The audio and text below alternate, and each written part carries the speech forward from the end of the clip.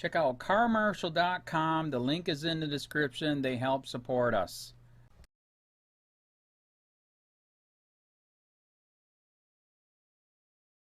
Broward County Sheriff has history of controversy. Photo of Peter Hassan. Peter Hassan. Associate Editor. 6:41 p.m. February 23, 2018. Broward County Sheriff Scott Isreal faces criticism for his department's repeated failures to stop Florida school shooter Nikolas Cruz. Isreal has been accused of using his department for political purposes. Isreal faced criticism after a POC supporting his campaign accepted donations from a felon with ties to organized crime. Broward County Sheriff Scott Isreal, currently under fire for his department's repeated failures to stop Florida school shooter Nikolas Cruz, is no stranger to controversy. Isreal was criticized in 2014 after a political action committee supporting his re-election campaign for sheriff accepted thousands of dollars in donations from a convicted felon. The donor, Yoram Isaac, was indicted for allegedly being part of an organized crime ring known as the Cuban Mafia that was allegedly involved in cocaine trafficking, arson, gambling and murder, according to Local 10. Play video. The sheriff has also faced corruption accusations.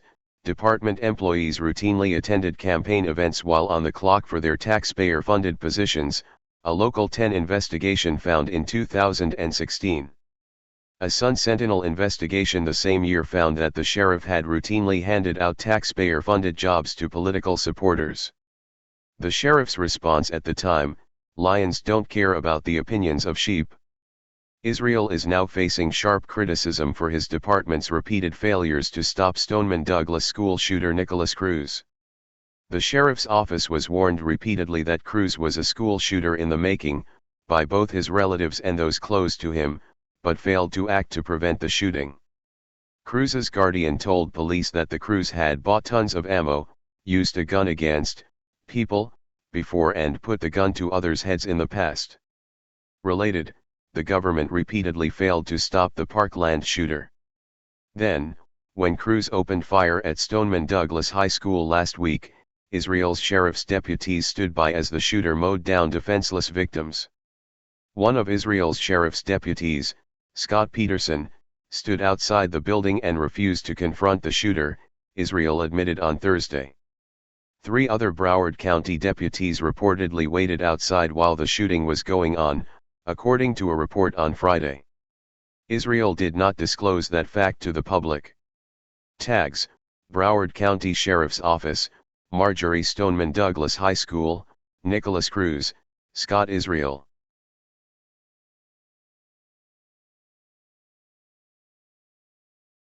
Campaign season is heating up, and one local politician raising big money is Broward Sheriff Scott Isreal, who's not even up for re-election until 2016.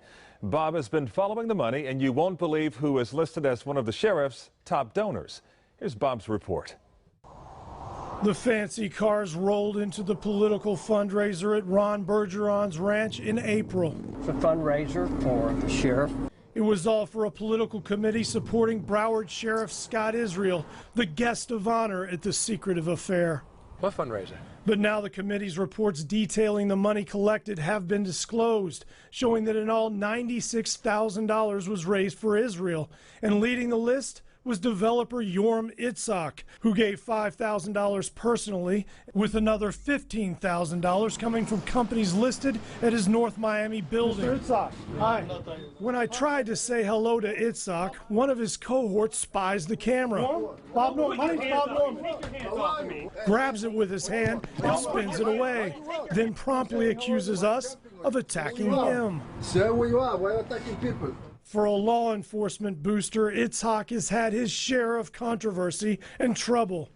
Targeting a Miami-Dade County-based organized crime family called the Corporation. This is a press conference announcing the 2004 bust of the Corporation, or Cuban Mafia, a group allegedly involved in arson, cocaine trafficking, and even murder. Itzhak was allegedly involved in money laundering for the group and was indicted on racketeering and illegal gambling charges that were later dropped.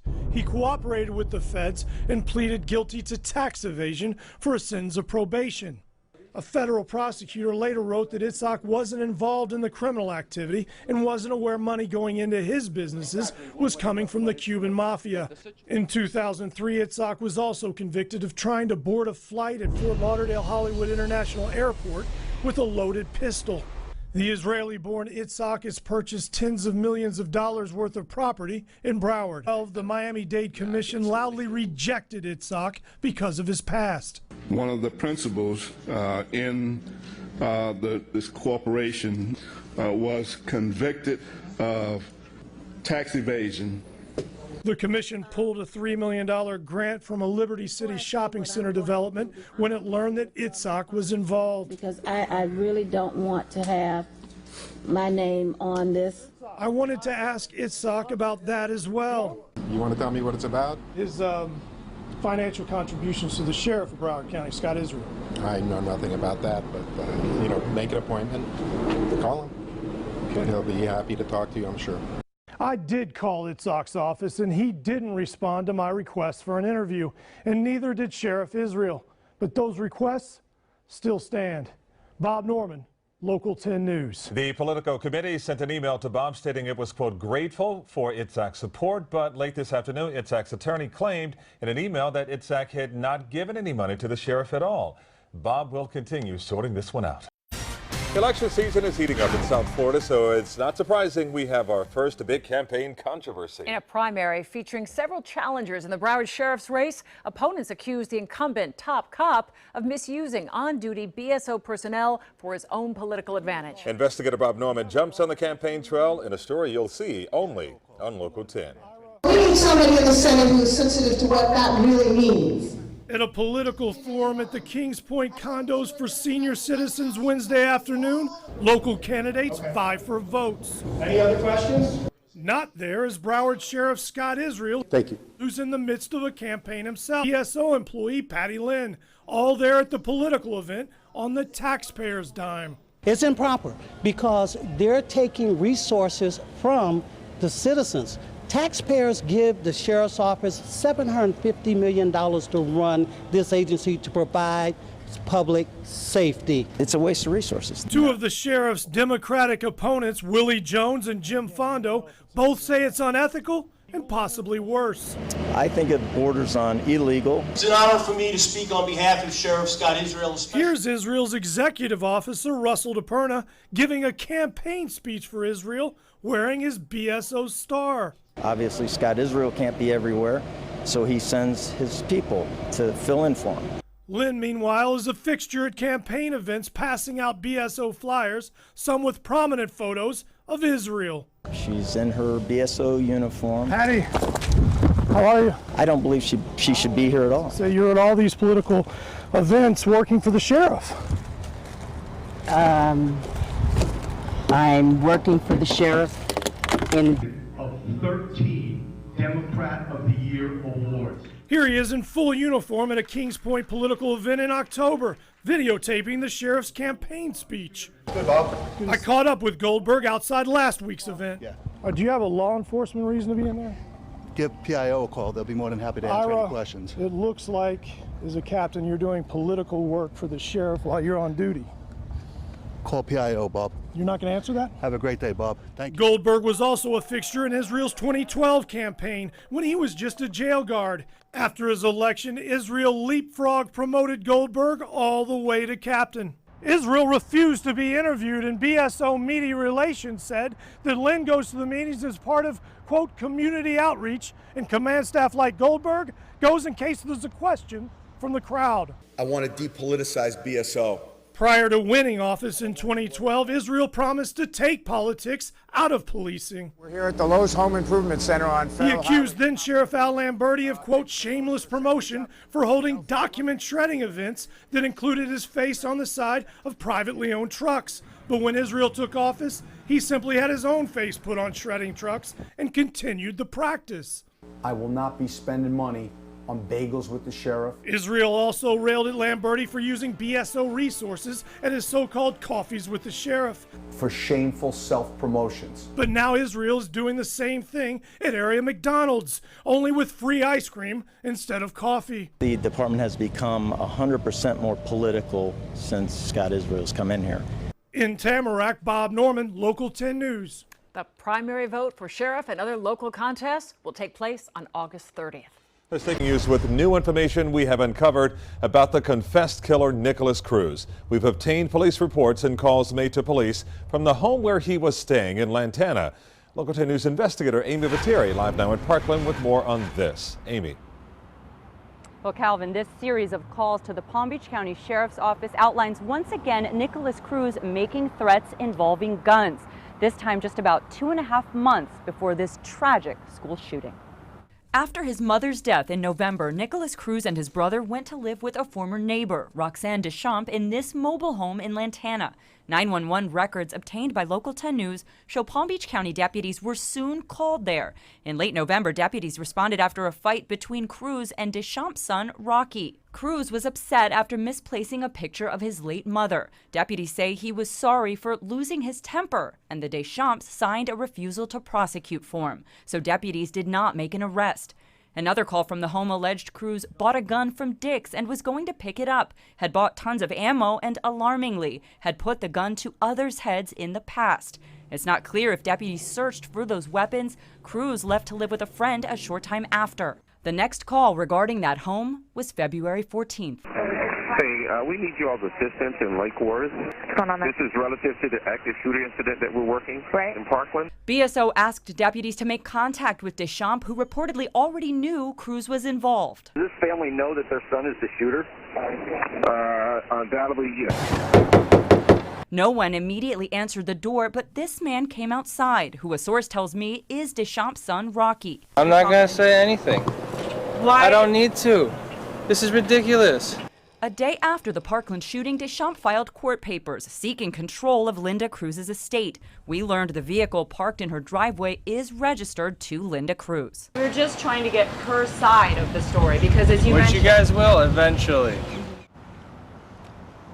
And according to yet another call placed to PBSO, the Deschamps family told deputies they were worried Cruz had hid a gun somewhere in the backyard of their property. Again, it is not clear from these documents if anyone searched for those guns or found anything.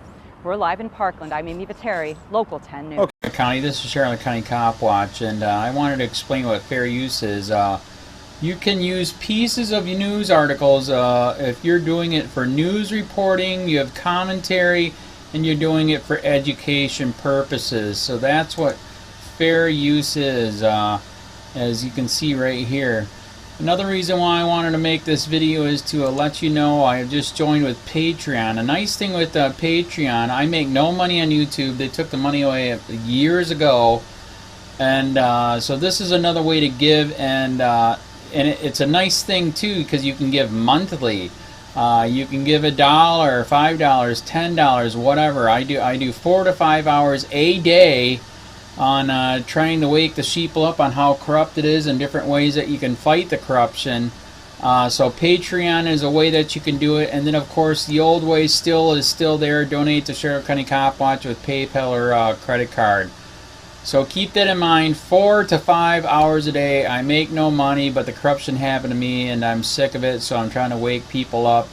But my wife would love it if some, if we could get some help out there. There's 47,000 subscribers. Just think if each one of you subscribers just gave a,